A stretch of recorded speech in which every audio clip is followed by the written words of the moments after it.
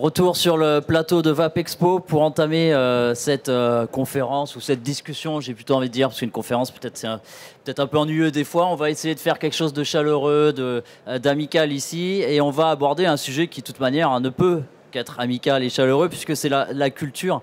Alors cette cigarette électronique, ce vaporisateur a des formes multiples, il y a des profils de vapeur, de vapoteurs, on verra que Yann n'aime pas ce mot-là mais il nous expliquera pourquoi tout à l'heure.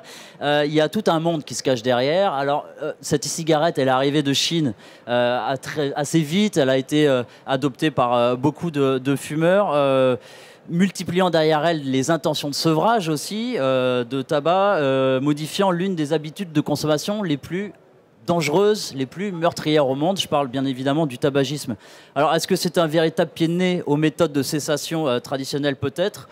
En tout cas, la cigarette électronique a su apporter une dimension qui est claire, c'est celle du plaisir.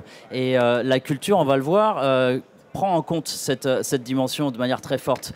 Donc c'est bien plus qu'une alternative au tabac fumé, finalement, plus qu'une simple méthode de sevrage.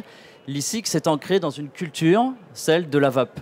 Donc alors elle est tantôt peut-être consensuelle, tantôt controversée, underground, vulgarisée. En tout cas, on va essayer ici, à l'aide de quelques personnalités, j'ai envie de dire des personnalités de la vape, et oui, la vape a ses personnalités aussi, de dresser le portrait de cette nouvelle culture en pleine émergence. Alors, je vais commencer par ma gauche. Ici, on l'a déjà vu ce matin. Il est encore là, il sera encore là demain.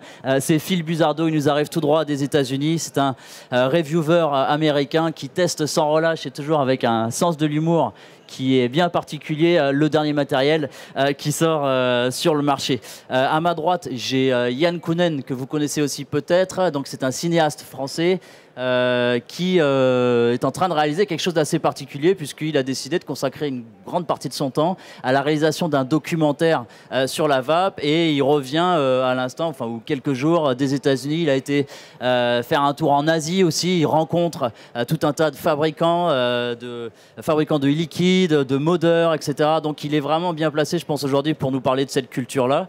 Et puis tout au bout de la table, à ma droite, on a Oliver Kershaw. Alors pareil, américain, il est l'administrateur du plus gros forum de l'e-cigarette dans le monde, l'ICF, on appelle ça l'e-cigaretteforum.com, et il va nous raconter un petit peu quelles sont les données, quels sont les faits qu'il a réussi à récolter à travers son forum, puisque le forum voit tous les jours depuis des années, depuis 2007, passer des fumeurs, des vapoteurs, des vapofumeurs, appelons-le comme on le veut, pour récolter des informations et poser tout un tas de questions et échanger.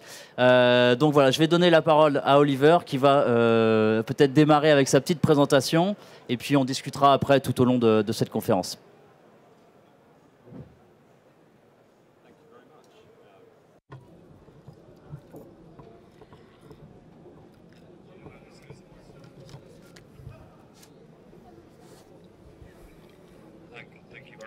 Merci beaucoup. Merci de cette jolie introduction.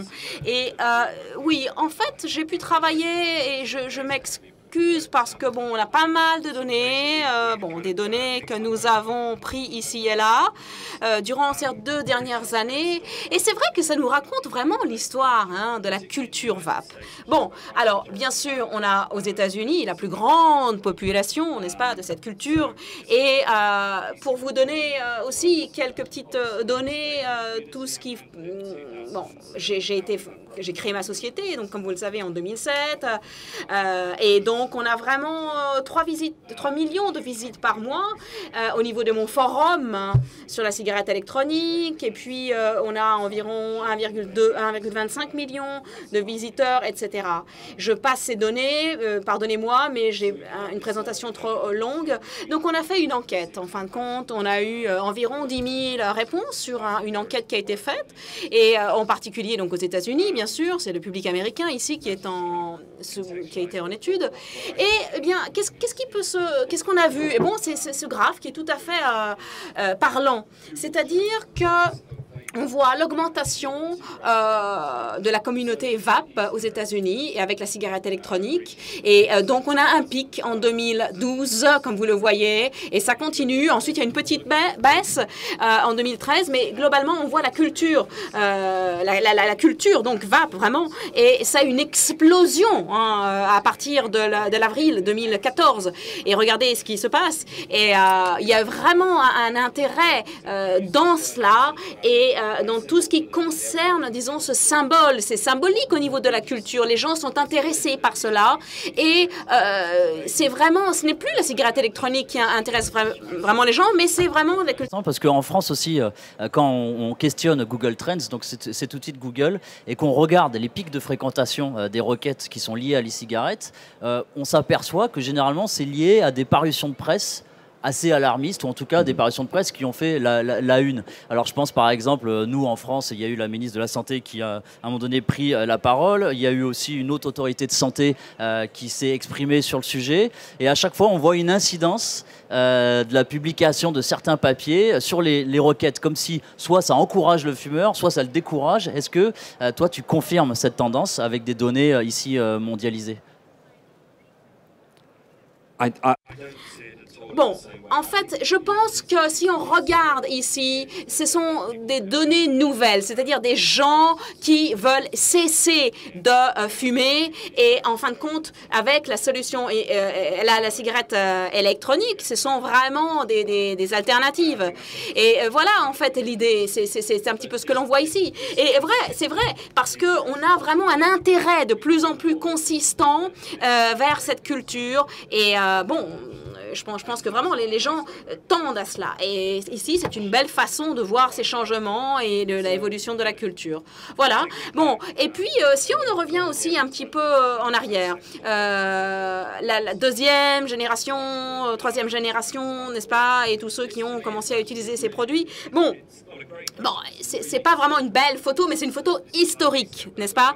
Et bon, je pense qu'on en a vu pas mal. C'est une des personnes, membres donc ECF, qui, en fait, j'ai créé quelque chose de spécial. Il n'y a rien de très spécial, n'est-ce pas, par rapport à tout ce qui concerne les batteries, la façon dont elle est, etc. Mais c'est un produit tout de même qui ne ressemble pas à un produit de tabac. En fait, c'est ça l'idée. C'est de réussir à donner une idée totalement différente et voir l'évolution de toute cette culture au fil des années. Alors ici, c'est un peu trop politique, donc je vais passer. C'est tout à fait américain. Ici, c'est vraiment comment dirais-je, des clichés de la culture américaine. Et donc voilà, on peut voir tout ce qui se passe et ce qui correspond vraiment aux vraies tendances. Les gens sont passionnés. Les gens sont passionnés par cela. Ils veulent convaincre les personnes, ils veulent expliquer leur culture et ils ressentent cela de façon passionnée. Donc on fait des vidéos, on prend des photos. Chaque expérience est unique, somme toute, et il s'agit de comprendre comment ces produits fonctionnent. Parce que bon, comment dire, pour beaucoup de personnes, il faut vraiment que ce soit tangible, que ce soit quelque chose de réel, qui soit concret, cette expérience de vape, n'est-ce pas, et donc de pouvoir comprendre le tout de près. Et donc ça peut prendre des mois pour entrer dans cette idée et dans cette conception même. Et donc il y a une transition parce qu'on passe, somme toute, de la cigarette à ce type de produit. On parle de courbe d'apprentissage dans la vape, c'est-à-dire que le produit paraît simple, mais finalement est aussi un petit peu compliqué. Il y a toutes des étapes à franchir et l'intérêt justement de communauté, d'un forum tel que le tien ou celui de Brice à qui on a parlé ce matin.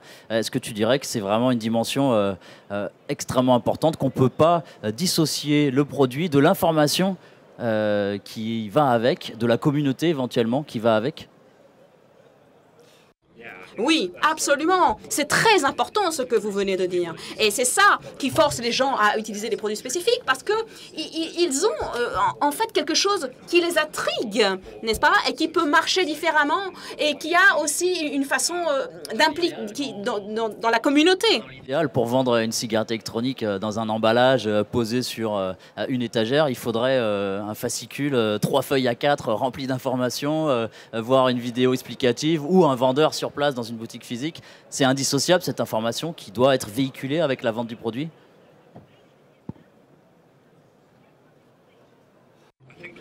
Oui, c'est très important de diffuser de l'information, c'est évident. Après, il faut dissocier les situations, parce qu'il y a certains produits qui marchent pour des personnes et d'autres pas. Donc c'est amusant quand on entend les spécialistes, par exemple aux États-Unis, nous dire que voilà, le problème, c'est qu'il n'y a pas assez de produits liés à cette culture. Mais bon, en fait, il y a quelque chose de caché derrière la culture, et donc il y a toute une gamme d'expériences, de nouvelles expériences à mener à bien. Oui, donc vraiment, il y a une différence énorme entre une cigarette et une autre, de même qu'avec une cigarette électronique et une autre. Donc voilà, il y a des centaines de façons d'expliquer le plaisir des gens qu'ils prennent en utilisant ces produits. Donc voilà, ce sont des expériences spécifiques. Et moi, comme je le disais, on a commencé notre activité en 2007. Nos produits au départ n'étaient pas d'une excellente qualité, mais on a dit, bon, d'accord, c'est quelque chose d'ingénierie, on va l'améliorer en fin de compte. Et c'est ce qui s'est passé. On a eu des produits tout à fait excellents au fur et à mesure, et petit à petit. Et donc voilà, on a pu vraiment développer des choses tout à fait intéressantes qui ont impliqué différents niveaux. Et c'est pas, je répète, il n'y a pas un seul, enfin, un produit ne marche peut-être pas pour tout le monde, attention.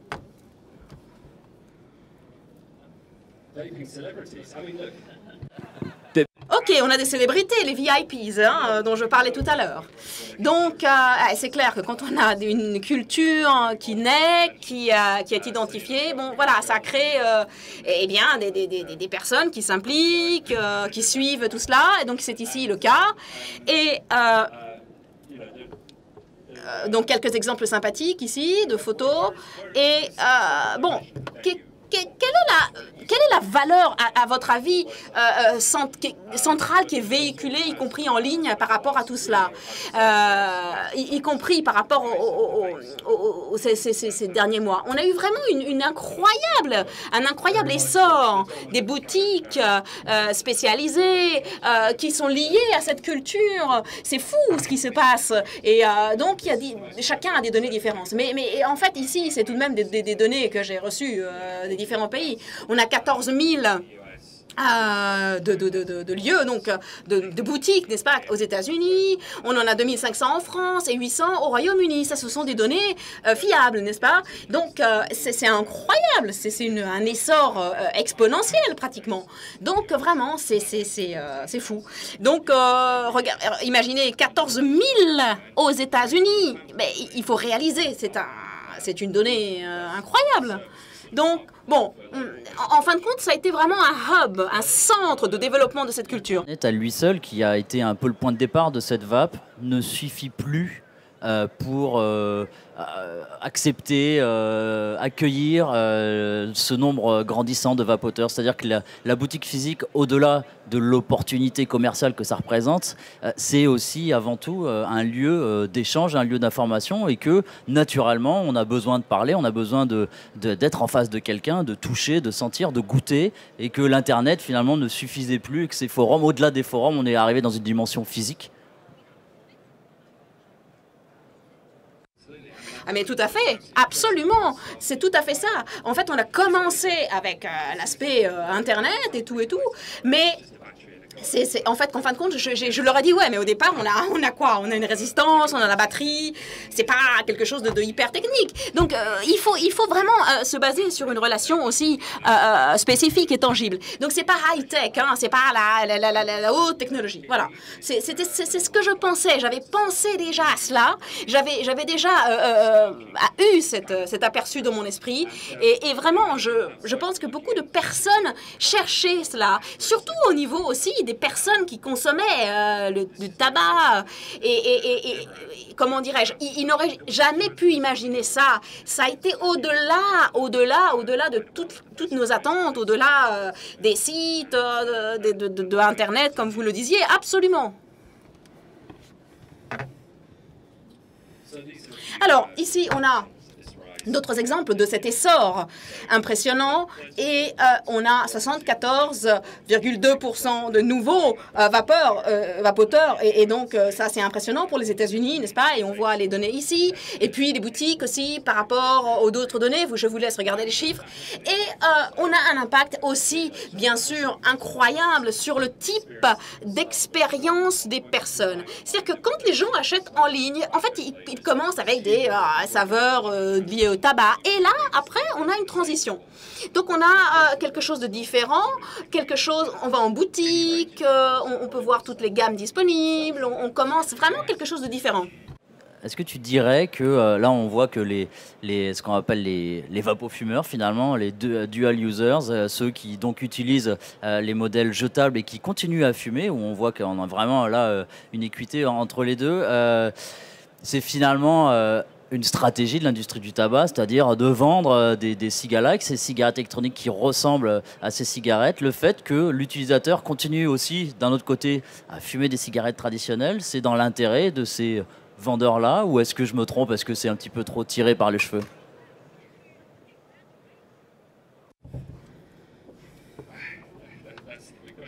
Ça, c'est une bonne question. Je pense que d'un point de vue stratégique, je ne pense pas qu'ils veulent cannibaliser l'ensemble. Mais bon, certes, c'est un marché qui était plus bas et donc peut-être qu'ils voulaient aussi, comment dirais-je, accéder à un modèle de distribution différent. Et bon, les gens n'aiment pas trop parler de ça, évidemment, c'est un peu délicat. Donc, les cigarettes électroniques représentent une nouvelle façon de consommer. Et puis, c'est un shift, c'est un changement qu'il y a à l'intérieur de la société, c'est clair. C'est pas que le fait de traiter quelque chose comme le thème, comme vous le disiez, en boutique. Non.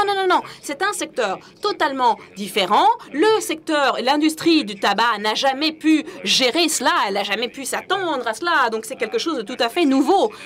C'est un peu une révolution, si on peut dire. Donc, voilà. En fait, je pense que tout ce qui est des jetables, etc. Bon, là c'est encore autre chose. Parce que je pense que bon, ils peuvent croire que sur le long terme, bon, pourquoi pas, ça peut être gérable, etc. Et puis aussi le fait que c'est la même dimension d'un paquet de cigarettes, c'est simple, on le met dans la poche et puis voilà. Donc c'est une invention vraiment géniale parce que ça a permis vraiment de garder le même concept, somme toute. Enfin, ça ne marche pas, ça ne marche peu pour calmer les envies d'un gros fumeur, etc. Mais par contre, c'est extrêmement attractif. À l'œil, ça attire beaucoup l'œil. Quelqu'un qui fume encore aujourd'hui 25 cigarettes par jour voit ces fameuses cigarettes électroniques. On n'a même pas besoin d'appuyer sur un bouton. C'est des batteries autoflow. Ça ressemble, ça a presque le poids d'une cigarette. C'est extrêmement attractif, évidemment, qui va se tourner en premier vers ce type de dispositif. Le problème, c'est que ces dispositifs-là n'ont qu'une efficacité modérée et qu'à un moment donné, quand il va falloir passer au-delà de son habitude, de son addiction et essayer de la transformer dans un nouveau comportement, il va falloir soit avoir de l'information, soit être bien entouré, soit faire partie d'un forum, soit avoir un super vendeur, soit venir à Vapexpo. Or come to Vapexpo, exact. Ah ben, tout à fait, c'est bien ça, venir à Vapexpo. C'est pas facile parce qu'en fin de compte, il y a un besoin, en fin de compte, des mêmes produits. C'est-à-dire que voilà, les gens vont pas forcément commencer à les utiliser. Et puis, d'une certaine manière, il y a aussi tout ce qui concerne les facteurs qui sont limités. C'est-à-dire combien de gens ils ont connus, toute l'idée aussi de la communauté, c'est-à-dire de la culture dont on a parlé au départ. Pardon, et tout à fait. Il y a aussi le niveau de confort, parce qu'en fin de compte, quand moi j'ai commencé à vapoter, je voulais quelque chose qui ressemblait à une cigarette, clairement. J'aurais jamais pensé ou utilisé ceci comme premier article, absolument pas. Et en plus, ce que je voulais utiliser, c'était quelque chose qui avait le même goût que les Marlboro Light, et donc voilà. Et quand j'ai regardé ce qu'il y avait dedans, je me dis, ouh là là, mon Dieu, mais je vais vapoter ce type de saveur et d'arôme et tout. Bon. Donc, petit, confortable, facile et auquel surtout je suis habituée. C'était ça l'idée, c'était ça le concept et ça a aidé. Le vapoteur qui trouve par terre une cigarette, il va pas aller très très loin. C'est-à-dire que dans son combat de son addiction contre la cigarette, il va bien falloir à un moment donné qu'il soit accompagné, qu'il fasse partie d'une, je vais pas dire d'un groupe, mais en tout cas d'un courant de la vape via lequel on peut apprendre à repérer le bon matériel, à tester et ainsi de suite. Right. Absolument. Et c'est d'ailleurs pourquoi, un petit peu comme tous nos amis ici qui vapotent d'ailleurs, ils sont à l'aise en le faisant parce qu'ils ont un support, ils ont des amis, ils ont le groupe comme nous-mêmes. En fait, c'est ça l'idée. Ils se sentent à l'aise en utilisant ces produits parce qu'on est là. Ils peuvent utiliser tous les liquides et tout et tout. Donc, c'est ça qui est bien, c'est qu'il y a vraiment la possibilité d'avoir ces échanges. Et bon, avec ECF, et puis d'abord, merci beaucoup à toi d'avoir initié ECF parce qu'on peut l'applaudir parce qu'il le mérite, Yann. Donc un applaudissement, pardon, Olivier, parce qu'il mérite donc des applaudissements. Parce que c'est vrai qu'au départ, ça a été vraiment une grande victoire et il y a eu vraiment cette aventure qui a commencé. Et c'est vrai que j'avais au départ eu des infos et j'avais pas vraiment compris comment ça marchait. Je savais pas ce que c'était. J'avais ECF, c'est incroyable. On peut avoir des informations parfaites au niveau de tout ce qui se passe, mais c'est une gratification que tu as eue et vraiment bravo à toi. Tu avais posé une question, tu as eu une réponse, c'était instantané. Donc bravo, tu as créé une ressource incroyable. Donc félicitations à toi. Merci beaucoup, je suis touchée et flattée par ces compliments. Ouais, c'est quand même, ça donne peur quand même parfois, oui. Alors un peu plus. Et bien sûr, certaines de ces choses culturelles autour de la communauté, ils ont leur propre langage, leur propre terminologie. Et par rapport aux subcultures, bon, il faut commencer par la nouvelle terminologie qui est utilisée. Il y a toute une liste, une panoplie de termes, de nouveaux termes, qui se traduisent pas difficilement. C'est facile de les traduire entre les différentes langues. Alors, les tendances de ces dernières années, ce sont les make mods. Ça existe depuis longtemps déjà, mais n'ont connu un essor que depuis de quelques années. Et maintenant, je décrirais cela comme le centre de la culture, de la gravité en quelque sorte. Non, c'est pas peut-être ce que tout le monde utilise, mais c'est pour donner quand même une certaine visibilité dans les médias sociaux. Ça devient de plus en plus connu. Et mes données sont, bon, on date depuis 5 ans, depuis 5 mois, mais entre-temps, ça a changé beaucoup. C'est énorme. Donc voici, par rapport au support. Et les chiffres datent d'avril, du mois d'avril, donc il faudrait changer les données à nouveau tous les X mois. Pour mécanique, vous les voyez, les chiffres. Et voici le changement. On vient d'outils de support moyenne demi-dimension 3,25. On est passé à 6,41, donc c'est quand même un changement énorme.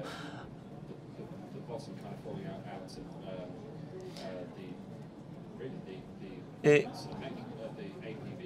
donc le marché APV perd.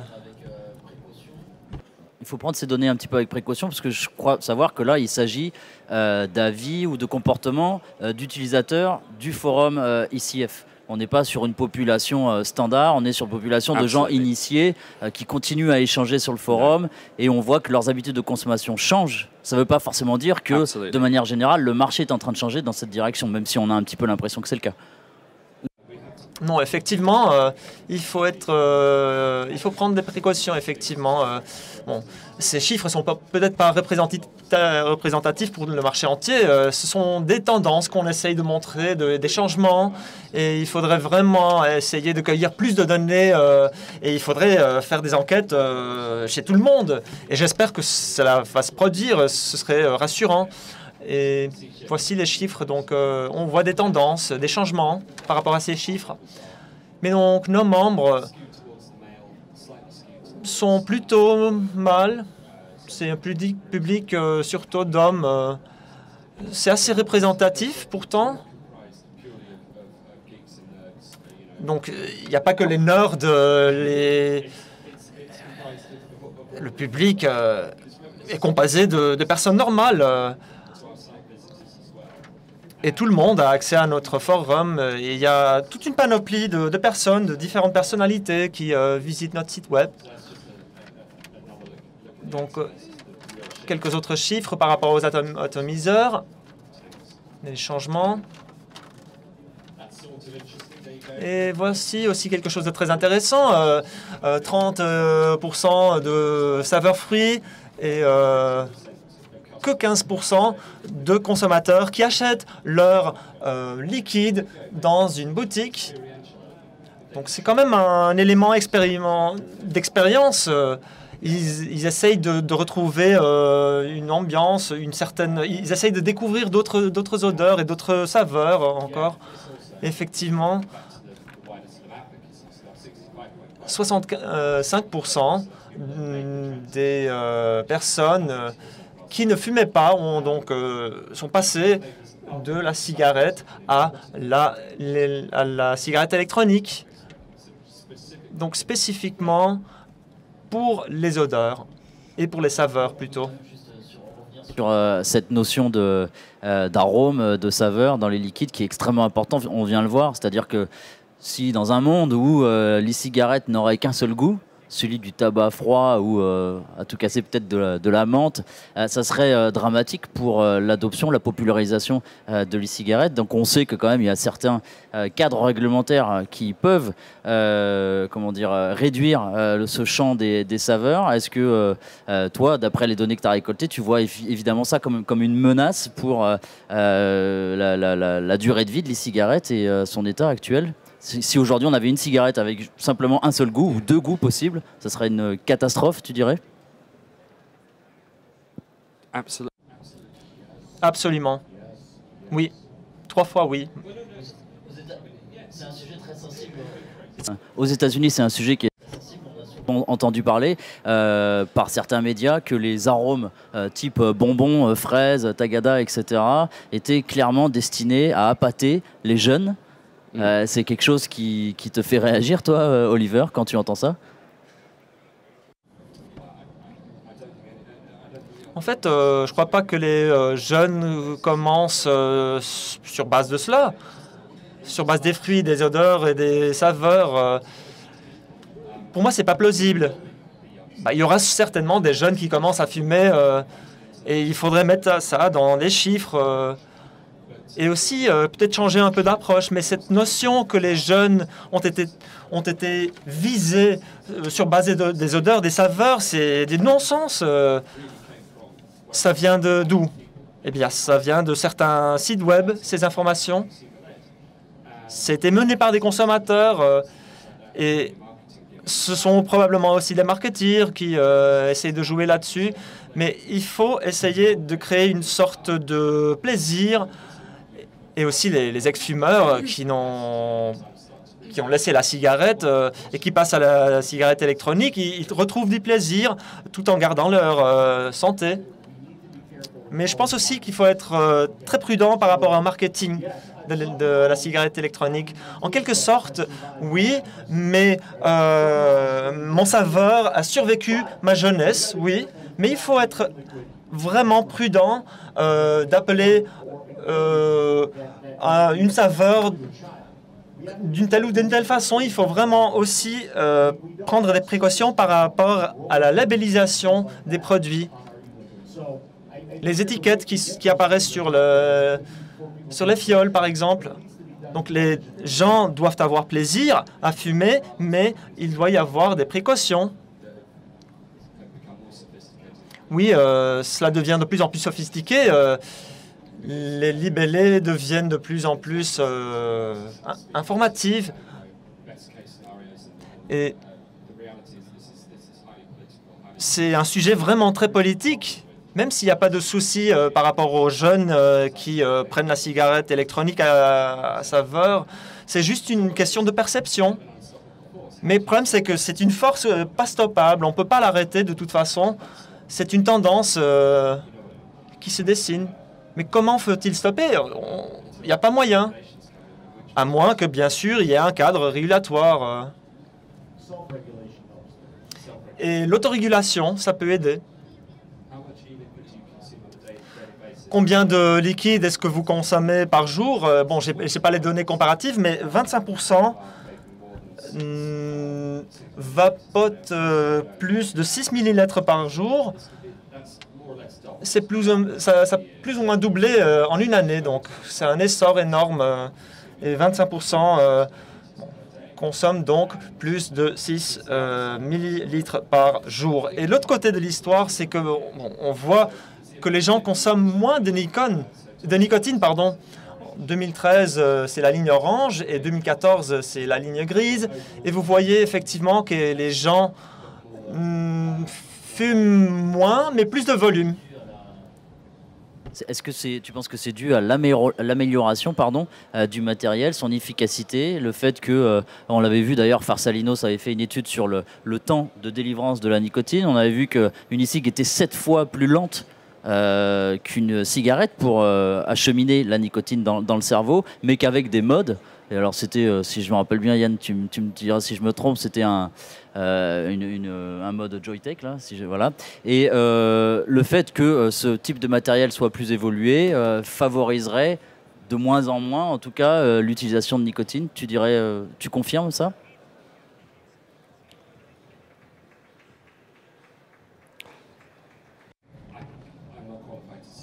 Non, c'est difficile pour le dire, mais selon moi, bon, les fumeurs, même s'ils utilisent de la nicotine forte ou moins de nicotine, ça dépend d'eux, du niveau qu'ils utilisent. Et la question est de savoir si quelqu'un veut utiliser plus de nicotine ou moins de nicotine et plus de volume. Bon, ça va causer plus d'absorption. Ou est-ce que c'est juste le plaisir qui recherche des sensations qui sont liées à cela? Ou bien est-ce que c'est juste une chose de culture?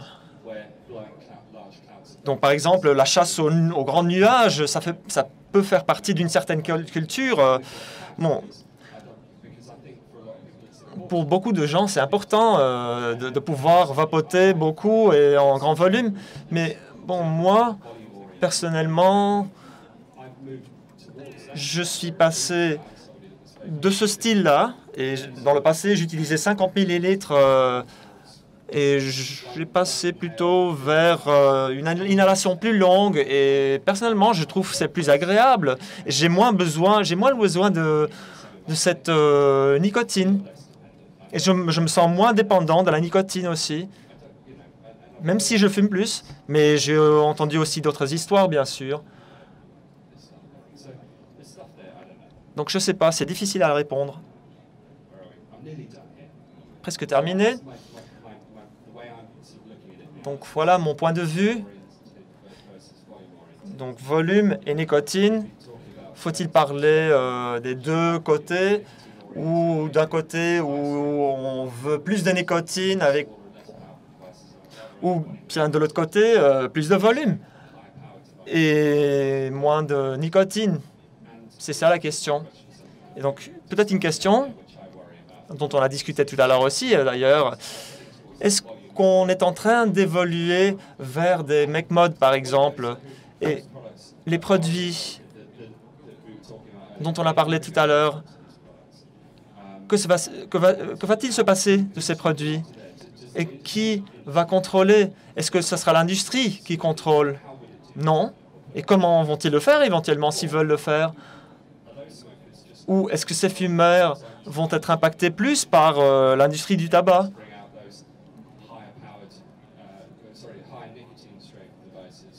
Et est-ce qu'ils vont sortir des supports encore plus forts en nicotine?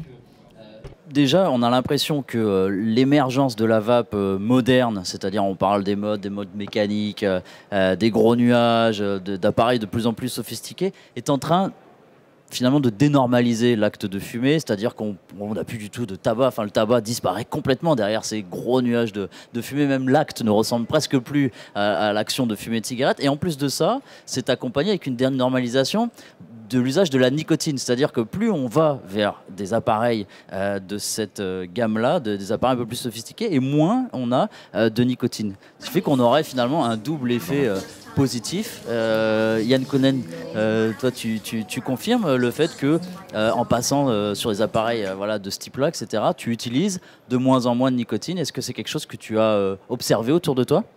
Non, c'est vrai que j'ai observé. Donc déjà, forcément, quand on augmente la qualité de son matériel, on va avoir une qualité de vape qui fait qu'on peut descendre son taux de nicotine parce qu'on va avoir une expérience et on va retrouver le hit autrement. Moi, ce qui m'a fasciné, c'est quand j'étais à l'ICC en Californie, c'est qu'il était difficile de trouver de liquide à 12 mg. Alors l'ICC, c'est un salon. Hein. C'est un salon. C'est qu'il y avait du 3 mg, du 6 et c'était le plafond. Et en fait, en France, en général, on est beaucoup plus haut. Moi je suis un jeune vapeur. Il y a 9 mois, j'étais encore un fumeur, donc je découvre ça très vite. Mais moi, j'ai commencé à 16 mg. La seule chose qui m'a fait baisser, c'est le fait d'augmenter la qualité des machines. Et en augmentant la qualité de la vapeur, on va aussi relationner, comprendre cette relation à la nicotine qu'on a. C'est-à-dire que c'est plus lent. Ça vient pas pareil dans le corps. Donc, au début, on peut vaper beaucoup. Moi, j'ai vapé beaucoup en 18. J'avais des barres, mal à la tête. Je me cherchais en ayant la joie d'avoir quitté la cigarette. Donc, il y a tout ce dont on parle, cette période, une sorte de période de transition où là, moi, je vois que... Franchement, d'habitude, c'est difficile de trouver en dessous de 12 en France. Enfin, on trouve du 6. Mais là-bas... Tous les liquides étaient à 3. En France, on a très peu de liquides à 3. D'où l'intérêt d'avoir Parce qu'ils ont des drippers, parce qu'il y a une culture. Moi, par exemple, ici, on va voir beaucoup de gens qui vapent avec des tanks. Bon, avec des reconstructibles, mais souvent avec des tanks. Quand on était à l'ICC, je ne voyais que des drippers. Donc, ce qui n'est pas encore tout à fait notre cas. Donc, chaque culture, chaque pays a sa façon de vaper. Mais une chose est sûre, plus on monte dans la qualité de la vape, plus on baisse le taux de nicotine, plus on baisse sa dépendance. Et il y a un rapport à la nicotine que je découvre. C'est-à-dire qu'aujourd'hui, par exemple, quand j'étais fumeur, je prenais l'avion. Quand je sortais de l'aérogare, il fallait que je fume une cigarette. Et là, je suis rentré, je suis monté dans un taxi, je suis rentré chez moi, j'ai vu la famille, et puis j'ai vu mon étagère de mode, et j'ai fait, tiens, je vais vaper. J'avais une élongation. Je ne sais pas comment expliquer cette dépendance, ce rapport nouveau, mais il n'est pas une recherche comme ça qui vous saisit. C'est-à-dire que voilà, on vape un peu moins fort toute la journée. Donc il y a vraiment des choses qui changent, en tout cas. Donc d'où l'intérêt d'avoir une réglementation assez souple finalement dans un monde idéal, puisqu'on sait que l'attractivité du produit, elle vient de sa diversité, c'est-à-dire que plus on a de choix, plus on a de goûts, de saveurs, de formes différentes, etc. Et plus on va avoir de chances de trouver chaussure à son pied et d'obtenir un matériel qui soit adapté à nos besoins de fumeurs, parce que comme vous le disiez, Phil Buzardo, ce matin, à partir du moment où un matériel vous écarte du tabac, c'est tout gagné.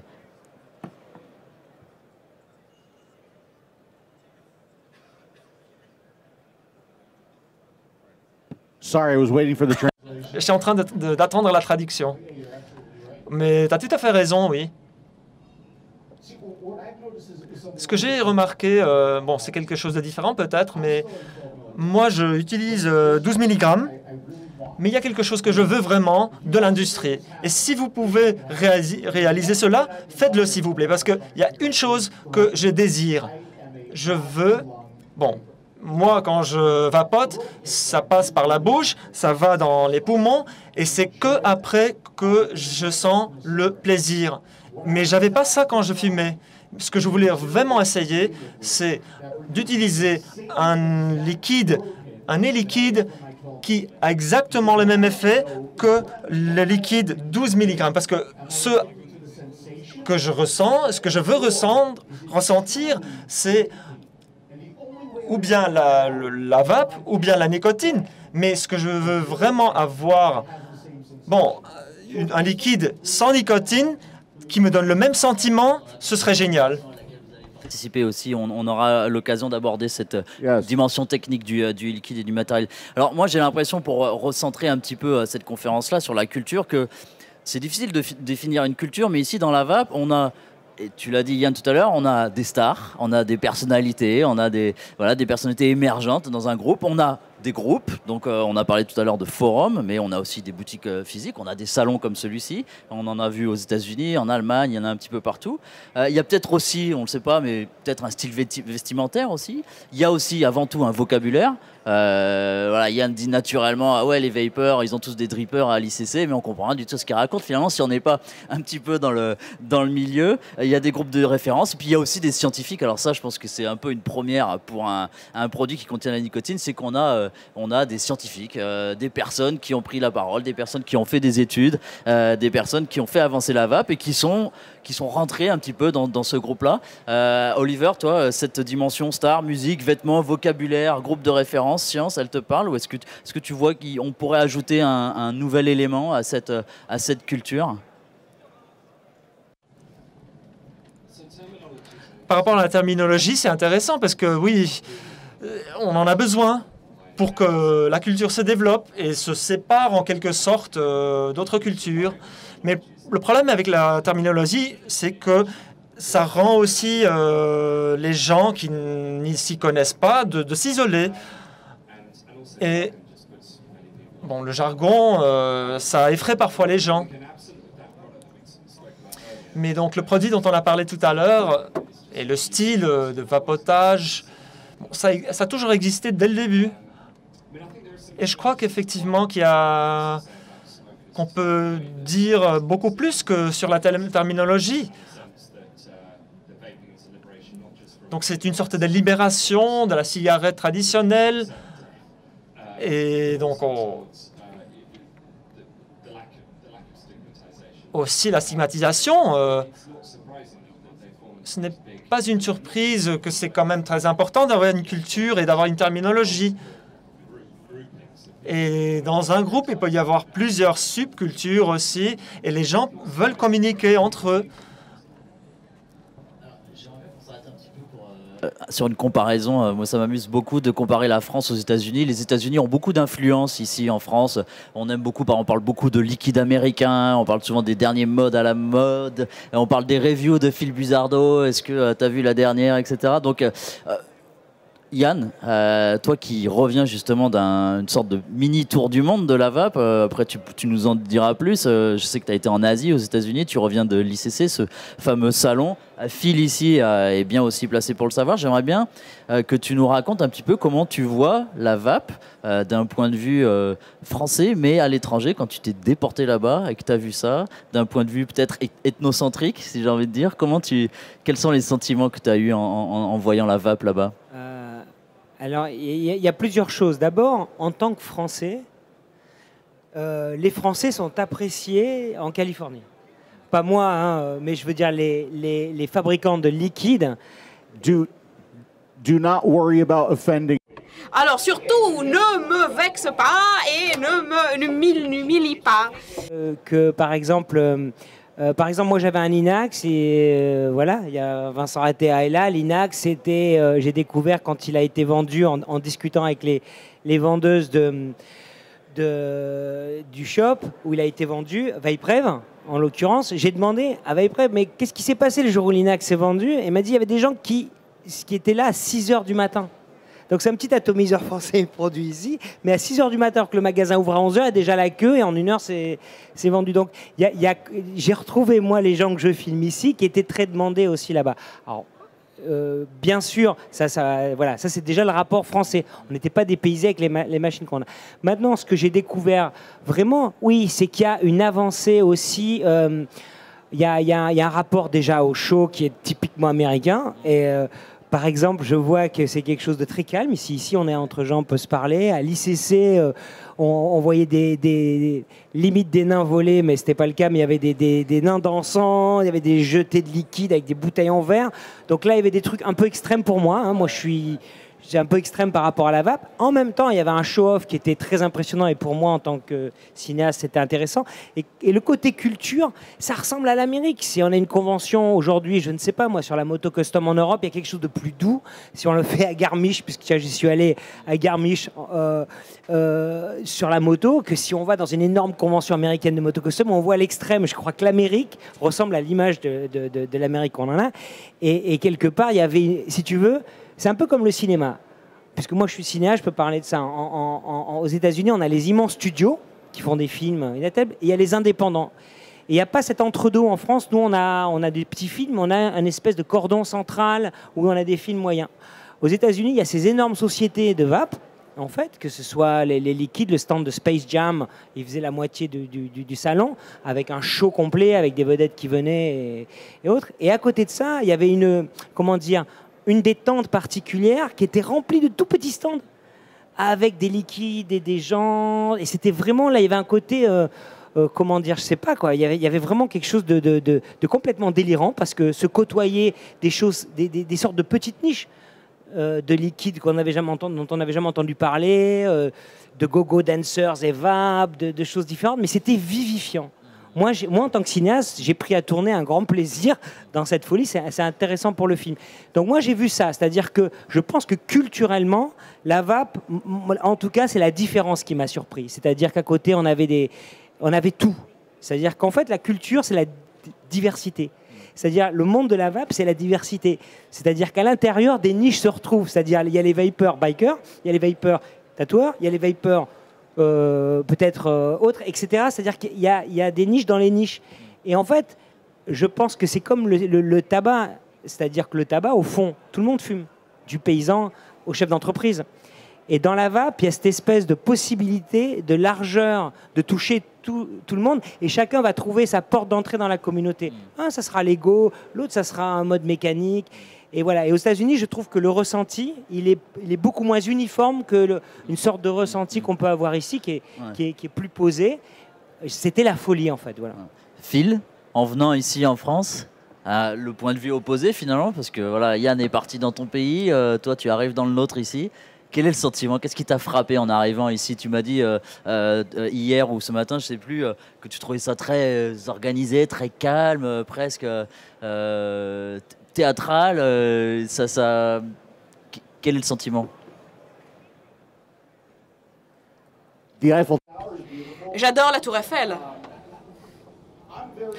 C'est clair, je suis très impressionnée par cet événement. Tu as parlé de vie, là, tout à l'heure, de choses vivantes, de vie. Ben oui, c'est ça. Je pense qu'il y a peut-être trop de vie dans les événements américains. C'est cela, peut-être. Et en fin de compte, ici, on peut pas... On a réalisé ce genre de conférence. Là-bas, je pense que ce n'aurait pas été possible de faire ce genre de conférence, parce qu'on aurait dû lutter contre un DJ ici ou un danseur là-bas, et puis le stand e-liquide et les t-shirts là en vente partout. Et... Non, il y aurait du bruit. Et le bruit ne permet pas de faire ça. Donc oui, je pense que la vie, c'est très important. C'est pas, je veux pas dire on doit, comment dire, ne pas s'amuser. Mais il faut être aussi professionnel. Il faut aussi savoir, comment dirais-je, mesurer les choses. Et en fin de compte, c'est ce qui se passe, n'est-ce pas? Il y a eu, à New York aussi, des personnes qui ont voulu un petit peu imiter l'ICC. Et ils ont voulu voir quels étaient les aspects de cette culture vape. Et donc, ils ont comment dirais-je, contacté des concessionnaires pour voir ce qui se passait, comment ça pouvait être fait. Et donc, voilà, l'idée, c'est que ça, c'est pas professionnel, parce qu'il faut vraiment voir, étudier étape par étape. Il y a une industrie.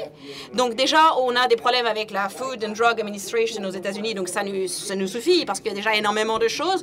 Et donc, vraiment, il faut voir aussi la lutte qu'il y a entre ces industries. Et je pense qu'on doit examiner les lois, les réglementations, et de façon professionnelle. Après, on peut s'amuser, ça c'est évident. Mais le niveau professionnel est très important. Et le niveau professionnel, le professionnalisme que je vois ici, en France, là, à cette conférence, on n'aurait pas pu l'avoir chez nous. Donc, vraiment, chapeau. Okay. Moi, j'avais quelque chose à rajouter qui est vrai, qui était assez fascinant, c'est que c'était un brouhaha, un spectacle hallucinant. Et quand Phil a fait une conférence, et quand il y a eu une conférence pour défendre la cigarette et vraiment la vape, il y avait vraiment une énorme stature de gens importants qui défendaient ça. On était une centaine de personnes à écouter, et à côté, il y avait 10 000 personnes dans un énorme show. Et c'est vrai qu'ici, on est au centre, et on peut parler. Et c'est vrai que c'est fondamentalement différent. Et je voulais lui laisser le dire lui. Mais c'est vrai que c'est clair que c'était un peu, pour moi, européen, j'étais un peu choqué aussi. It's an amazing. Ouais, c'est fou. Et c'est fou parce que vraiment, c'est incroyable ici ce que je vois. C'est fou. Et vraiment, aux États-Unis, quand on a un panel de personnes spécialistes qui sont là, et quand ils parlent de choses fondamentales, n'est-ce pas? Et c'est ce qui se passe, parce que c'est ce qu'on fait ici. Eh bien, vous avez toutes ces personnes qui sont là, et puis une centaine de personnes qui écoutent dans la salle, peut-être 200, mais attention, il y a une compagnie ou une société qui vend des e-liquides à côté, et donc qui sont à côté et qui hurlent, etc. Et bref, il y a vraiment un problème. Alors, c'est une critique, à mon avis, qu'on peut faire, certes, aux États-Unis, mais on peut aussi la faire en France, c'est-à-dire le manque, pas d'engagement, mais peut-être de conscience politique du vapoteur qui, finalement, a la tête dans son mode et se rend peut-être pas compte qu'une directive européenne va probablement lui retirer ou que la FDA va sonner chez lui et prendre ses bouteilles de liquide non conformes. Qu'est-ce qui manque aujourd'hui pour faire prendre conscience à ces vapeurs américains et européens du sort qui leur a été réservé par l'administration? Bon, je pense que Olivier l'a dit. En fait, qu'est-ce qui se passe? C'est qu'il y a une sorte de tendance qui va de l'avant. Et nous passons, en fin de compte, dans une nouvelle phase. Et je pense que... Bon, j'ai été un DJ pendant des années. Attention, j'aime bien m'amuser et faire la fête, c'est clair. Mais il y a un temps pour chaque chose. Il y a un temps pour s'amuser, il y a un temps pour être professionnel. Et ça, c'est important. Donc il faut, quand on a, par exemple, avoir des rencontres B2B, business to business, pendant 2 heures, par exemple, et après, à partir du moment où on a fait ces réunions, eh bien on fait une fête, on fait une soirée, on peut s'amuser. Mais voilà, c'est ça l'idée. C'est qu'on doit vraiment gérer le temps et de façon professionnelle, j'insiste. Mais c'est ça, on fait des rencontres business to business, donc d'affaires. Après, on peut passer au reste. C'est ça. Il faut vraiment chaque chose en son temps et ceci est fondamental. Un peu bête, mais moi qui me fait sourire quand même. Le vrai vapoteur du faux vapoteur, le vrai vapor du faux vapor. Est-ce que c'est quelque chose dont on peut parler? Alors, je fais allusion, bien entendu, au petit vapeur avec son ego, et puis à côté, le type avec son énorme mode hyper performant, etc. Est-ce que c'est quelque chose ça vous fait sourire déjà, ce que je dis, Oliver? Comment vous... Oui, je pense que c'est vraiment ça. C'est la notion de exclusivité. En fait, ça va se passer. Ça va se passer. C'est ce qui se passe au niveau des êtres humains. On crée des petits groupes, des sous-groupes, etc. C'est logique.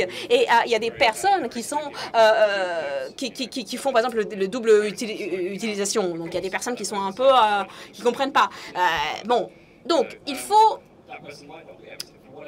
voir les différentes possibilités et les différentes raisons qui se présentent, et comprendre qu'il y a des phases à respecter. Donc voilà, petit à petit, voilà, il y a les questions de l'ego dont vous parliez. Pourquoi pas, par exemple, ensuite...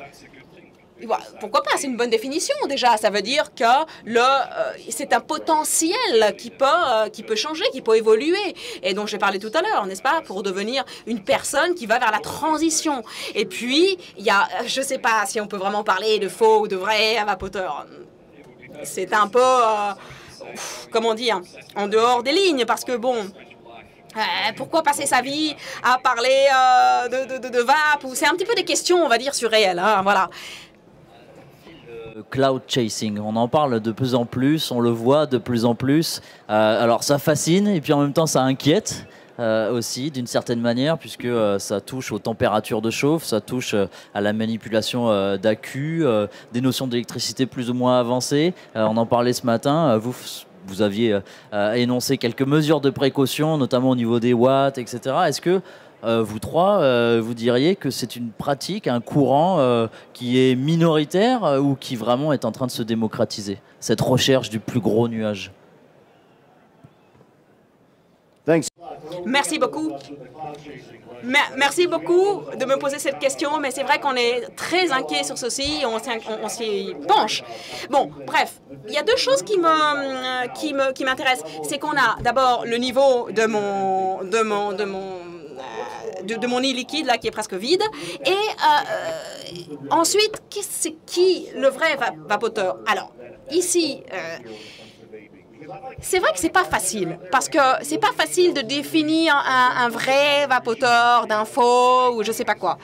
Bon, non, il faut, comment dire, utiliser le mot à bon escient, parce que sinon les personnes se découragent de cela. Et ça m'ennuie. Ça m'ennuie parce que les personnes sont découragées, en fin de compte, du wattage, la puissance en watts qui est excessive, de choses qui sont faites et qui sont pas faites de la bonne façon, qui viennent critiquer. Bon, ça m'ennuie. Donc, tout ce qui concerne la communauté, bon, j'ai rien contre le cloud chasing, pas du tout. Mais il faut que les gens se comportent de façon saine et de façon, comme je l'ai dit ce matin, sûre. Donc, l'idée, c'est que, bien sûr, il faut comprendre les aspects de la sécurité sur tout cela. Et puis aussi, je ne veux pas que les gens soient découragés. Je répète, mon ami Dimitri Grec n'est pas là, mais il pourrait, comment dire, insister sur ce point. Bon, alors, c'est vrai que l'idée du cloud chasing, ce n'est pas au centre de tout cela. Pour mes amis, pour les gens, enfin, c'est tout simplement ma communauté à un certain niveau. Peu importe comment on vapote, en fin de compte. L'important, c'est qu'on ne fume plus. Par exemple, pourquoi est-ce qu'on ne se concentre pas sur ça? Au lieu de se dire comment on vapote, on devrait se dire on a déjà acquis le fait qu'on ne fume plus. Et déjà, ce fait-là, c'est une victoire. Merci.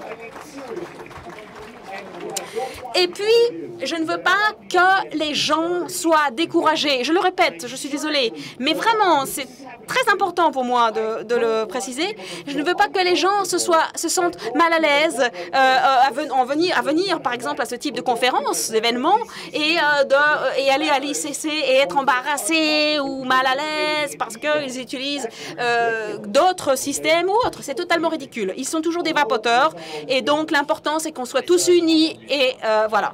Tourner vers Yann pour finir cette conférence, parce que je crois qu'il a quelque chose à nous dire, à annoncer en fin de la conférence. Mais avant, j'ai envie de te demander quelque chose, que tout a un prix. J'ai envie que tu nous parles du cinéma, puisque c'est ton sujet. On sait que dans l'histoire du tabac, le cinéma a joué un grand rôle en véhiculant une certaine image du tabagisme, des cigarettes, cette attractivité sociale, cette ascension dans la société, l'image du héros qui allume sa cigarette, etc. On a tous ces images en tête. Là, on a vu récemment, alors je pense par exemple à, je crois que c'était The Tourist, le film avec... donc la vape commence à arriver un petit peu sur les écrans, en dehors des spots publicitaires. Je parle vraiment dans le sens artistique du terme. Comment tu perçois cette arrivée de la vape dans le cinéma, et comment penses-tu qu'elle va évoluer dans ce domaine-là? Ouais. Le cinéma est toujours une fenêtre de comportement, aussi une chose, un modèle. Voilà. On aime les films de Sergio Leone, ils ont leur petit cigario. On va pas devenir des pistoleros, mais on va fumer le cigario comme Clint Eastwood. Donc, ce qui, moi, m'a intéressé, et d'ailleurs, c'est même, puisque je fais un film sur le sujet, Vapewave, ce qui m'a intéressé, c'est presque le début de mon film, c'est la question que je me pose, c'est pourquoi, dans les films de science-fiction qu'ont fait les grands studios, pourquoi il y a toujours du tabac alors que des voitures volent, il y a des androïdes qui sont des réplicants. Regardez le début de Blade Runner. Blade Runner, vous avez une cité gigantesque, futuriste, dans lequel il y a des réplicants, c'est-à-dire vraiment, je pense, le niveau de technologie le plus haut, répliquer quasiment l'âme humaine, et d'ailleurs un des propos du film.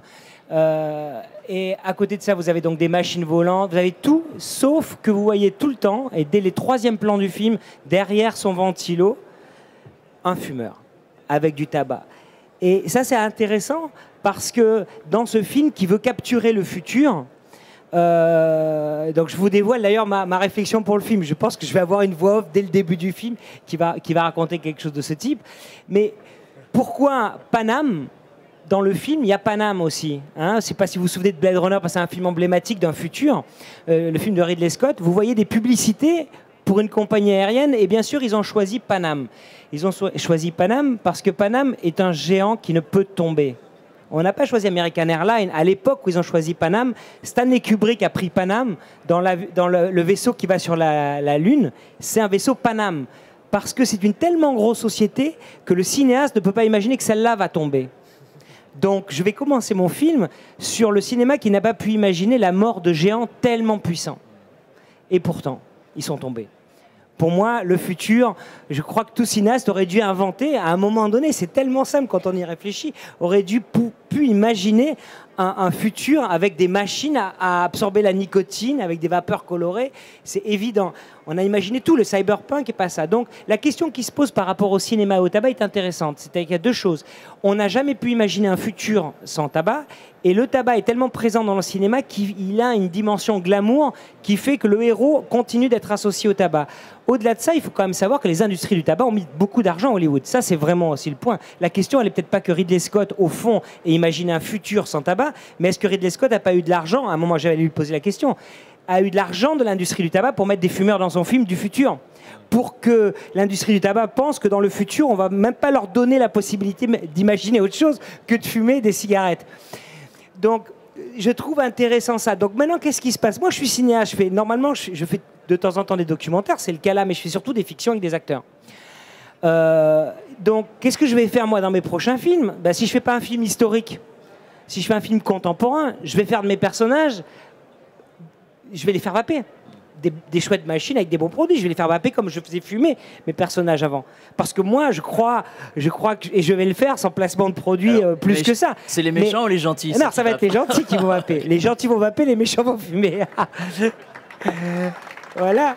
Et ce que je vois à Hollywood, parce que quand je suis passé en Californie, j'en ai profité pour voir un peu des gens, et ils me disent, ça y est, il y a des sociétés de cigarettes électroniques qui veulent investir des films hollywoodiens. Donc l'industrie n'est pas encore très puissante pour pouvoir, si vous voulez, pouvoir donner de l'argent à un film pour que quelqu'un vape. Moi, effectivement, dans mes films, je le ferai gratuitement, et je choisirai moi quelles machines seront dedans. Mais maintenant, vous êtes producteur, quelqu'un va vous dire, mais écoutez, on va vous mettre 400 000 $ si votre héros va juste vaper un peu pendant le film. Le producteur va réfléchir.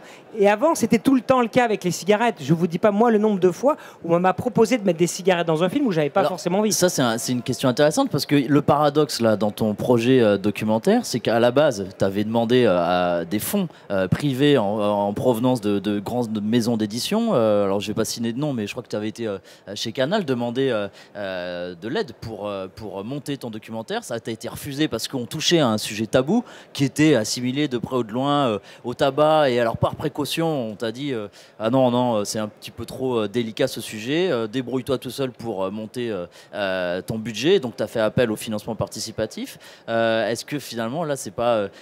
J'imagine que c'est extrêmement frustrant d'arriver à ne pas pouvoir parler d'un sujet parce qu'il y a cet héritage, ce traumatisme du tabac dans les mémoires? C'est plus complexe que ça. C'est-à-dire qu'aujourd'hui, dans le système de financement, moi, je comptais faire un film, je suis cinéaste, je me mets à la vape, je me dis, je vais faire un film sur ça parce qu'il en faut un. Je vois beaucoup de bêtises écrites. Je dis, c'est mon job dans l'histoire de faire ce film, puisqu'il n'y a pas de film. Donc je commence à le faire et je me dis ça va être facile pour moi parce que c'est vrai que je connais bien les gens des chaînes et du cinéma. Je suis avant tout un cinéaste, donc ça va être facile. Je vais faire un truc culture, j'ai fait un dossier. Les gens ont tout de suite dit ouais, je comptais faire un 52 minutes pour la télévision. Rapidement fait, simple et immédiatement proche, pour pouvoir le sortir rapidement à la télévision plutôt qu'au cinéma. Il y a plus de gens à la télé qu'au cinéma. Tu vois, c'est pour le sujet. Je préfère faire des films de cinéma, mais je me dis pour la vape, c'est mieux que ça passe dans une grosse chaîne de télé à un bon moment et tout. Mais en fait, la loi européenne est passée. Les gens qui m'avaient dit oui, ils disent ah, on est embêté, vous savez, la télévision et le tabac, ça fait pas très bon ménage. La cigarette électronique est passée produit du tabac, hein, voilà. Et donc la télévision ne peut plus. Donc il faut que je revienne au cinéma.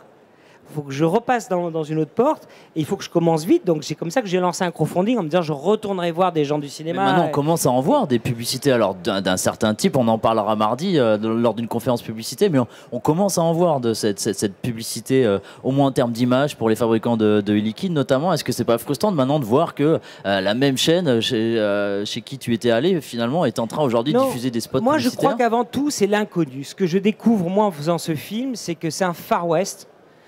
Un western où les shérifs sont en train d'arriver, moi je suis en train de tourner un film, tout le monde est en l'air. Lava peut devenir un truc phénoménal, peut sauver les gens de tuer la cigarette, c'est ce que je crois, ou pas. Ou peut-être, d'un coup, le liquide nicotiné va être interdit et les gens vont devoir se laisser changer sous la table. Je ne sais pas. C'est ce qui est excitant en tant que cinéaste. En tant que Vapor, bon, moi, je vais défendre l'histoire. Mais c'est ça que je vois en ce moment. Donc, quelque part, on est face à l'inconnu. Les législateurs sont face à l'inconnu. Il y a un groupe de gens, il y a un train en marche, comme disait Phil. Ils voient ce train, ils se disent comment on peut l'arrêter. Et en même temps, peut-être qu'ils vont vous mettre des rails en béton et ils vont finir par l'arrêter. Mais la question se pose. Et moi, je suis au milieu de ça. Donc, moi, finalement, les chaînes de télé ont les mêmes problèmes que les régulateurs avec les reconstructibles. C'est-à-dire qu'à un moment donné, ici, on ne sait pas. On ne sait pas. Bruxelles a classé la e-cigarette en produit du tabac. Nous, peut-être qu'on ne peut pas diffuser ton film. Pourtant, je fais un documentaire. Moi, je vais aussi regarder les choses négatives. Je pense que les séquences de l'ICC ne seront pas toutes à la gloire de la vape. Mais en même temps, c'est ce témoignage d'un instantané et de futur possible. Donc c'est assez excitant. Je trouve que l'histoire me montre qu'une fois, faire un film aujourd'hui là-dessus, c'est important. Parce que personne ne sait par quelle boule prendre. Et parce qu'au cinéma, c'est pareil. C'est-à-dire que les circuits traditionnels au coin où moi je m'adresse d'habitude pour financer, eh ben, ils réagissent pas là-dessus. Donc je fais un crowdfunding. On a une boutique, les gars, si vous voulez acheter des t-shirts et nous aider à payer les billets d'avion, qui est au bout là-bas. Moi, je cherche aussi des fonds de financement de cinéma avec des banquiers. J'essaie une nouvelle architecture et je vais retourner voir les gens et les gens de la communauté m'aident. Moi, j'ai l'impression de refaire des courts-métrages. Moi, les derniers films que j'ai fait, j'ai 200 personnes en équipe technique. On fait des plans, on est 200. Moi, je suis le metteur en scène, donc je dis on va mettre la caméra, on l'a fait là. On était à Taïwan en train de tourner dans une rue avec un plan où je voulais faire le futur de la vape, genre Blade Runner. Donc on avait loué un petit travelling. On était 3. Donc moi, je cherchais mon siège en tant que metteur en scène pour m'asseoir, c'est les habitudes qu'on a. Et puis en fait, non, il faut que je pousse le travelling. Puis non, il faut que je le monte d'ailleurs. Donc cette fraîcheur que moi, à l'âge que j'ai, 50 balais me donne ce film aussi dans la façon de faire, ressemble à ce que je rencontre, où tout le monde est face à l'inconnu. Et je trouve ça assez vivifiant. Voilà. Je ne sais pas si je réponds tout à fait à la question, mais parfait. Je donne un petit peu d'infos. Je crois qu'on est finalement tous acteurs de cette culture. Et comme disait Yann tout à l'heure, je pense que cette culture, c'est sa diversité qui la qualifie le mieux. Et donc, même en étant dans ce salon, en participant, en discutant, en essayant de faire avancer les choses, tant au niveau politique, économique que communautaire, tous ces aspects de la vape sont très importants. Merci messieurs pour toutes vos réponses, ces éclaircissements, ces éclairages. Merci Phil encore d'avoir participé à cette conférence. Yann, je pense que tu vas parler tout à l'heure un petit peu mieux de ton projet documentaire. Oliver, merci beaucoup. Je crois aussi que tu as le site vaping.com dont tu t'occupes, donc bonne chance pour ce site. Et puis longue vie au Forum e-cigarette. Je pense qu'on peut tous les applaudir et puis on se donne rendez-vous demain.